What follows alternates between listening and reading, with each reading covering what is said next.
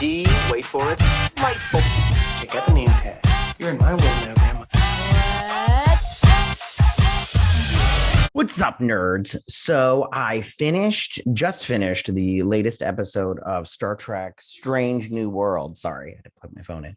And I just want to say, it wasn't that bad. There was a couple of things that I didn't like. I don't like them referencing Star Trek Discovery, because that show has just put a bad taste in my mouth, and I don't like it. But I thought this was better, and it makes me hopeful. However, it also makes me skeptical because, every time I get my hopes up when it comes to new Trek, it has no problem letting me down. it just pulls the wools over my eyes, and then it's just all like, I gotcha, bitch. And I'm like, you know what, you did get me, and I let you get me, and it sucks. So but I want to say I liked it, but I'm hesitant. You know what? No, I did like it, because if I didn't like it, I'd tell you straight up. I'm just a little hesitant, and there are some things I didn't like, but yeah, I definitely didn't mind this episode again, but there were some things that I didn't like, and I'll talk about that. But yeah, and then there was things that I did like that I hope that they explore more, and I think that they will. But so before I get started, though, I just want to say that if you like what I do here and you enjoy independent content here on YouTube, please consider subscribing to my channel. YouTube is always changing up their algorithm, and small channels like mine, we always get shoved to the back of the line. So please ask that you like, share, and subscribe, and I thank you in advance. All right, so now that that's taken care of, let's get through. So it starts off with an alarm system going off, and we see this woman walking down a hallway, and it's all this stuff. And they're like, we've got contact. It's a flying space, and it's this alien race. And they're like, what is it? And they're like, oh, it's a spaceship kind of thing. And it's first contact, which is very cool. Always fun to see and everything in Star Trek. And then we hop over to Bear Creek, Montana, where we see some windmills that are probably not working. I mean, it's snowing there. I don't think those things can work well in the snow, so they're not creating a lot of energy. So we go over to this little cabin where Pike is making pancakes. Who doesn't love pancakes? And this woman, who he is clearly in a relationship with, she's sitting there. She's like, are you going to take back over the captain's chair and everything? The Enterprise could use you, kind of thing. And his little beeper keeps going off, his phone, his cell phone, his flip phone. Who doesn't remember those, right? Am I right, old people? So she's like, you need to, she's like, you could, still be the captain and everything. She's like, listen, I come back and, whatever. If you're still here, I'll see you then. But I hope you're not still here, because she wants him to become, she wants to go back to be a captain. If you remember what happened to him in Discovery, which they mention in here, he saw his future of when he becomes this. Hold on, I got it. He becomes this. Now, this is from the original series, and then this is from the new series and everything, where he's got the whole hamburger face and everything, which sucks and everything. But, I'm curious as to wonder why they couldn't fix that in the future. Like, was it that so bad it's unfixable? Like, there's no alien healing technology, or medical technology hasn't come far enough to heal that kind of thing. But whatever, it's cool.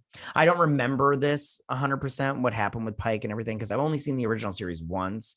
Yeah, that's my story on that. Okay, so getting back to this.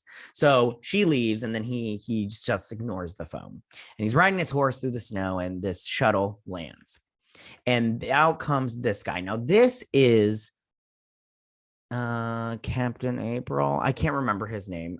There was a little bit of problems on the internet on Twitter, because they recast him as a black man, and in the context of Star Trek, he is a white man with like white hair and everything.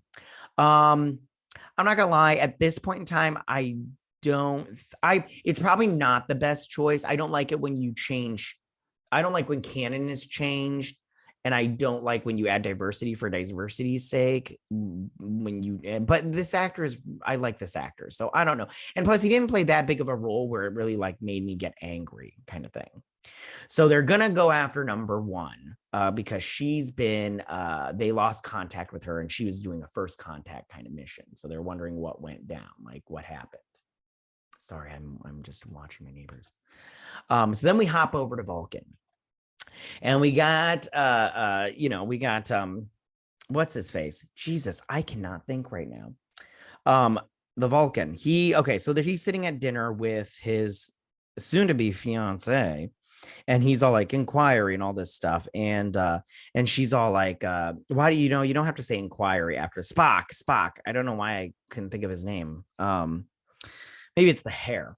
But she's all like, long story short, she's all like, will you marry me? And he's like, I thought you'd never ask. And they kiss, and this guy comes over and he's like, hey, can you like PDA? Can you guys do that somewhere else? And they do. He's on this balcony and they're overlooking Vulcan. He's talking about how like some planets have oceans made of water, H2O, and some have made of like kryptonite or some crap like that. I can't remember exactly. I'm sorry. I'll write down notes and stuff. Today's been a busy day for me, and I didn't have time to write down everything everybody said. But if they put in the work, I will put in the work, and I'll write down what they say for the next time, in detail.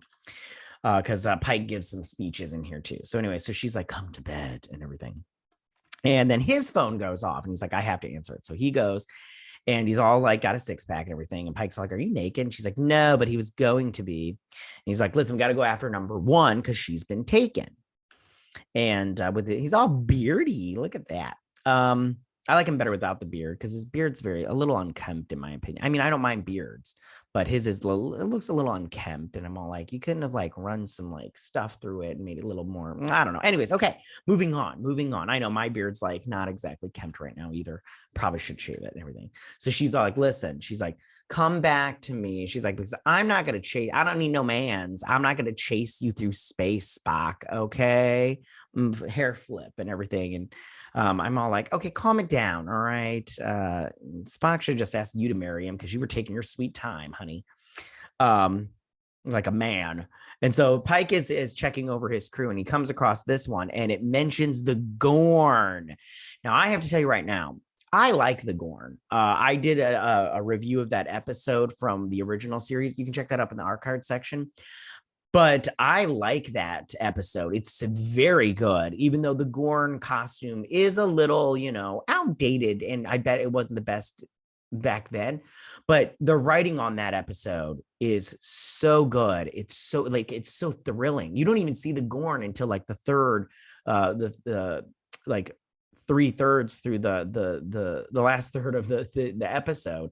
But it's so good. Like it's like the chase of the Gorn ship, and then the what are the Metatrons, or what are they called? And the game and everything, like the Hunger Games of Star Trek. It's a very good episode. I suggest you watching it because it's very good.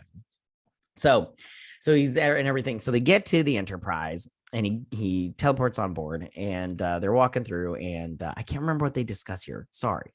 And so they get on there, and they meet this Singh. She is Noonien-Singh, and she's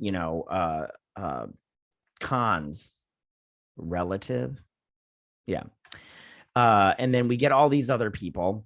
I don't remember this woman's name. She's I don't remember her name. But then we meet Ahura and everything, and then she's getting ready, and then we meet this one. Now her name is Ortegas, but no joke, I'm gonna call her Shay Diaz because she just reminds me of Shay Diaz from that Sex and the City show. Like every time I see her, I'm all like, hey, look, it's Shay Diaz. Like, just look at that. Look at that. It's like a younger version. Anyway, so Shay, she's all ready, and she's all like feisty and everything. So then, Noonien-Singh has become, she's number one for right now and the head of his security. So he gives a speech to the crew, and I'm sorry, I didn't write it down, but I promise next time I will take the time to write down these big speeches kind of thing. Today I'm kind of in a rush and everything. So I got a hard out at 3:15 for me, but this will be posted later because I didn't manage my time well enough. Anyways, so he keeps seeing his vision and keeps seeing himself as Hamburger Face, and this is his death and everything, or his demise as a handsome man. And so he's all like, you don't seem all yourself. And he's all like, he's like, I'm wondering if it's relating to the monastery, that Klingon monastery where they saw the future crystals. And he's all like, yeah, I saw my future. And there's the hamburger face right there. He sees himself in that reflection. And this is, he sees and he's like, I saw my future and I end up being like a cripple, but with hamburger face. Like I look like Jigsaw from the Punisher movie. I should have had a picture ready for that. But so then they get to the planet and they find a warp signature on the planet, but it's not a mobile warp signature. So they're trying to figure it out. So then she's all like, raise the shields now. And he's like, why? Oh, these are the people that are on the board, the crew. And then she's all like, raise the shields now. And he's all like, why? And she's like, Captain, she's all like, if it's not moving, it's not, I can't remember exactly what she said, but they raise the shields. They fire some of what I think are like nuclear warheads or whatever. And it doesn't hurt the ship. They say the damage is minimal, but if we didn't have their shields up and everything. So then he's like, can I talk to you kind of thing? So they realize that this is a weapon. It's like a bomb, like a nuclear bomb kind of thing, but a warp bomb, because it's not, they are not warp capable. They just created a warp weapon. How they did it, they don't know yet. But they just did. And there's two factions on the planet and they're fighting. Yeah. So they show that these are the sectors that are close to this planet that are warp capable, a part of the Federation, but this system is not. And so he's like, all right, we're going to go down onto the planet. So what we're going to do is, and then there's Nurse Betty here. I don't remember her name. Sorry, you guys. I'm like, Chapel. Sorry. I'm like so out of it right now. It's because I have a lot going on in my head right now. It's like, oh, look, a chicken. Anyways, so a shiny light. So they're going to change their bio stuff and make them look like the alien species down below. Now she clips him, but she says, Spock, we might need to fix yours because like at some point in time, because your half human, half Vulcan DNA is a little problematic, honeybee. And then she shoots her, but she's like, I don't want any tranquilizers and she's like, it's gonna be really painful. And she's like, I want to feel the pain. He's like, are you sure? And she's like, listen, she's like, you read my file. She's like, it's gonna be painful, but I can deal with the pain kind of thing. So then they change, they morph, and then they get in the thing and they teleport to the planet.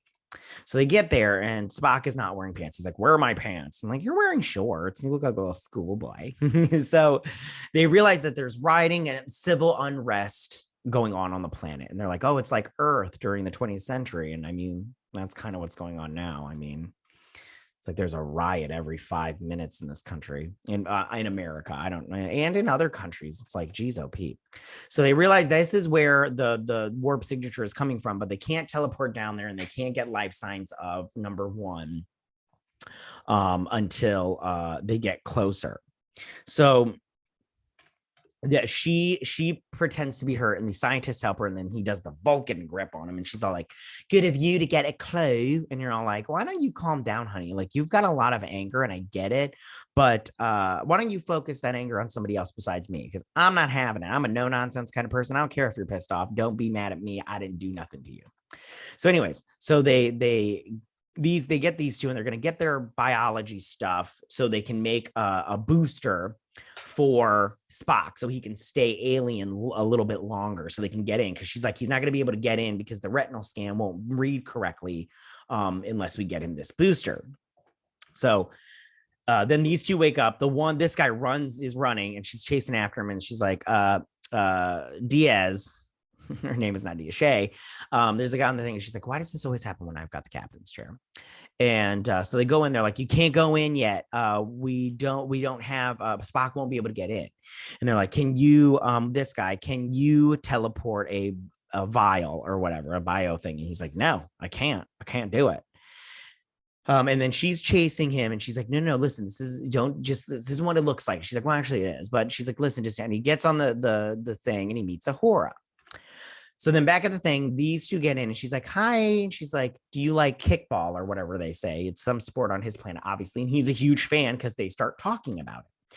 So these two get in just fine. And then she uses the teleporter in the med bay to teleport up to the bridge where they're going. So then they get off the thing and she's like, I read that the most famous game was, the Vikings versus the Bears or whatever. And he's all like, it was. And I was there. And then he gets shot with the tranquilizer, the sedation, and he's out like a light. And then she shoots him again just for good measure. Double tap. Anyways. So then he can't get through, but then they do beam it down and his eye goes through and he's all good to go. So they get in and they get onto they're starting to track it. This woman's trying to flirt with him and everything. And I get it. He's a good looking dude. And even as an alien, you're like, hello, break me off a piece of that. That's and everything. But he's not having it. And then she sees you. I didn't get a good shot of it, but his ear changes from human like to Vulcan. And so she's freaking out, but they get off of the elevator and then they go find number one and these two yahoos. They get in here with number one and they need to escape. So they go into the hallway, but Spock is like, the pain is overwhelming. And he turns back into Vulcan. And then they start fighting these guards and scientists to get out. Super fun. So they're inside the elevator. And he's like, why are you here kind of thing? And she's like, I can't tell you this one, the Singh chick is not, Noonien-Singh chick is not, been authorized. And he's like, just tell me.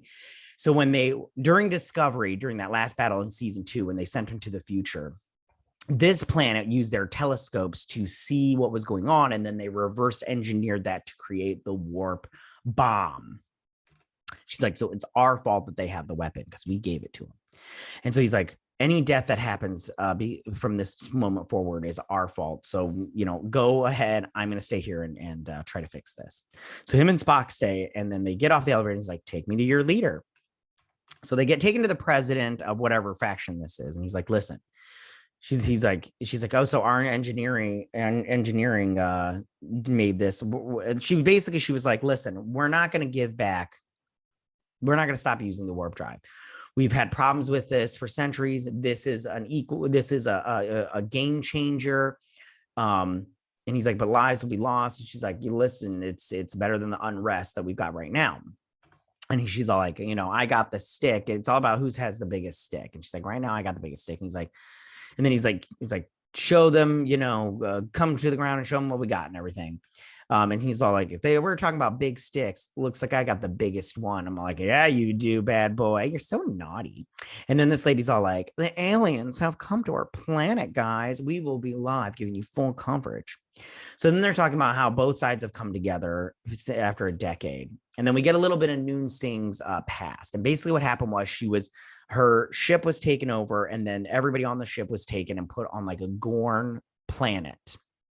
I can't remember who she said took it. Maybe the Gorn did. But the Gorn basically either ravaged them or used them as killed them, ate them, / used them as breeding, whatever. And she was the last one to survive. And she said it was because everybody else they were surprised that they were being killed because they had like hope. And she never had hope. She knew she was going to die. She was just prepared for it. And so he teleports down to the meeting and he's like, listen, he's like, this is my planet. He's like, way back when it was great. Everything was great. But then we started fighting. Things got out of control. And then one day we got weapons like you've got. And one day we just destroyed 30% of the planet and killed like 600,000 people, I think he said, or 600 million people. I don't remember how many it was. It was a lot of people, and killed species of planets. And this was the worst day. And he's like, and this was after, a second civil war, after the eugenics war, after, World War III. And then finally it was just, the end. And we wanted this was our planet. He's like, don't become our planet. You don't want to do this. Yes, he's like, choose to go to the stars and everything. And then we see these students and they're studying and everything, and they're trying to build this planet. They're getting hope and everything.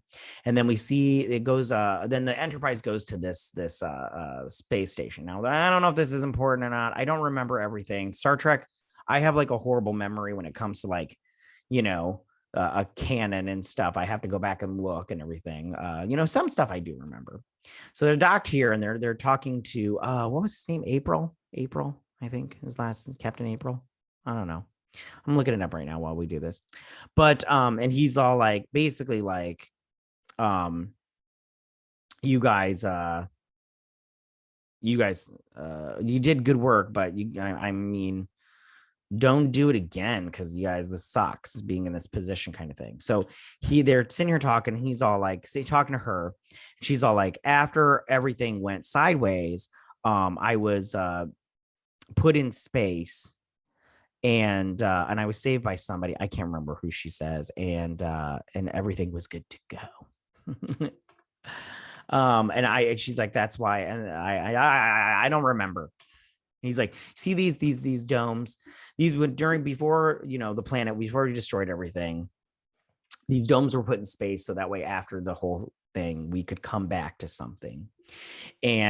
But they were too big, the forests were too big, we couldn't put them back on Earth, so we just left them in space and built the space station in the middle of it so we could keep them.